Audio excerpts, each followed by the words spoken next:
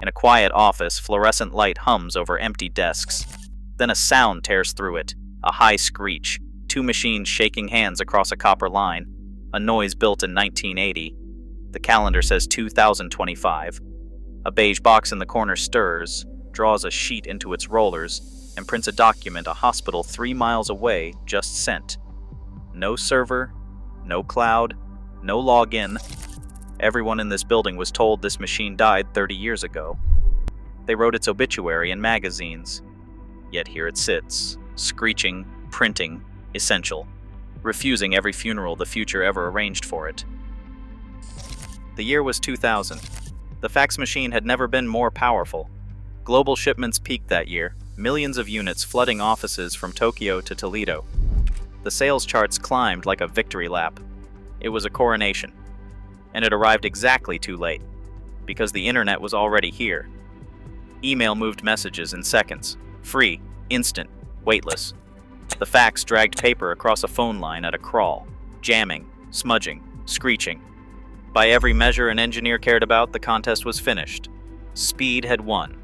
The obituaries wrote themselves. Columnists declared the fax dead in 1995. They declared it dead again in 2000, the very year it peaked. Every prediction landed perfectly on paper. None of them survived contact with reality. The receipts kept printing. This was the fundamental conflict. Speed versus trust. Email was faster than anything the fax could dream of. But faster was not the question the world was actually asking. The question was simpler and far harder. Can you prove it? An email is data. It can be copied, edited, forged, denied. A message claims it was sent. A timestamp claims a moment. Any competent hand can rewrite both. For a birthday note, none of this matters. For a signed contract, a prescription, a court filing, it is everything. The law did not want a message. The law wanted evidence. Here is what almost nobody noticed. The fax was never really sending text. It was sending an image, a photograph of a physical page, scanned line by line, rebuilt on the far end as a near-perfect copy. Whatever sat on that page traveled with it.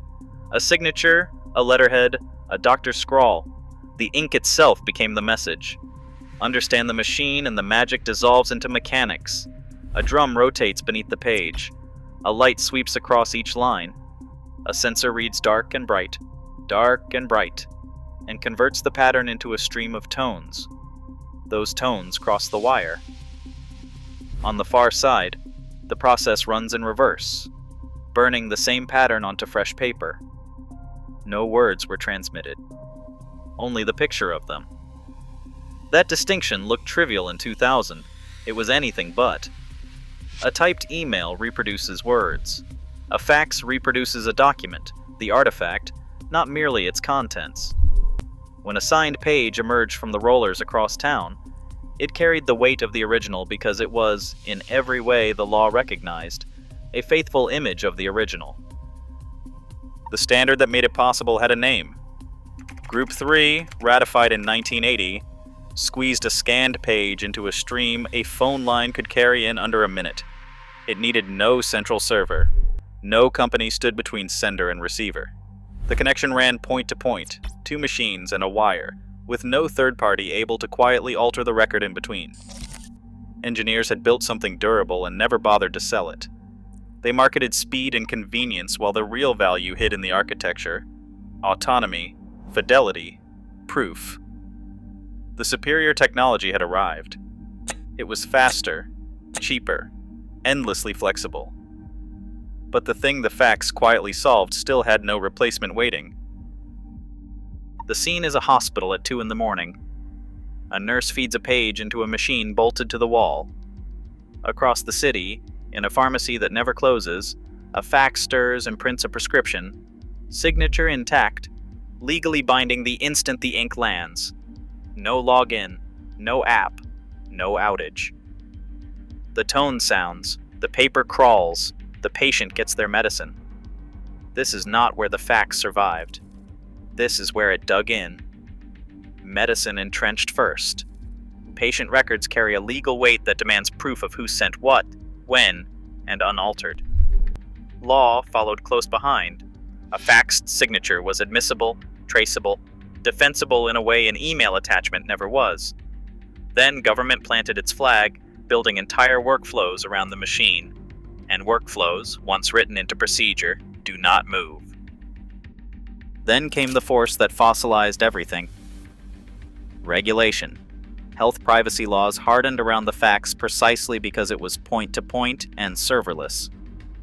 A faxed record never passed through a corporate database, so nothing could be quietly mined or leaked from one. The very limitation that made the fax look primitive made it compliant.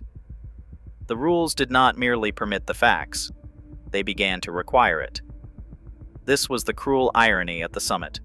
The winner, email, the cloud, the entire digital wave could not enter the rooms that mattered most. It was barred not by nostalgia, but by law. Whole industries fossilized around a machine the rest of the world had already buried. So the successors changed strategy. They stopped trying to kill the fax and started trying to wear its skin. Cloud fax arrived. Services that send a fax with no fax machine let the paper dissolve into the internet while the legal handshake survived. Secure patient portals appeared. Healthcare data networks emerged, passing records between systems with the same promise of proof the fax had pioneered. None announced themselves as descendants. All of them were, because each one carried the same cargo: trust, fidelity, autonomy, the image of a document instead of a stream of editable data. The successors replaced the housing and never the function. They swapped the beige box for a server farm. But the thing inside, the demand that a record be provable, faithful, unalterable, they inherited whole. The Standard had pioneered the proof. The hospital had proven its necessity. The regulators had locked it into law. The cloud had carried it forward without ever admitting where it came from. Every link in the chain inherited what the machine quietly built. And so the tone outlived its funeral. Not because anyone loved it. Nobody loved it. They outgrew its sound and kept its soul.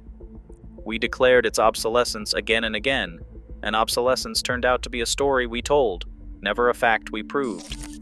A technology does not die when something faster appears. It dies when something replaces what it actually did. Nothing ever fully replaced the fax. It only learned to do the same work more quietly.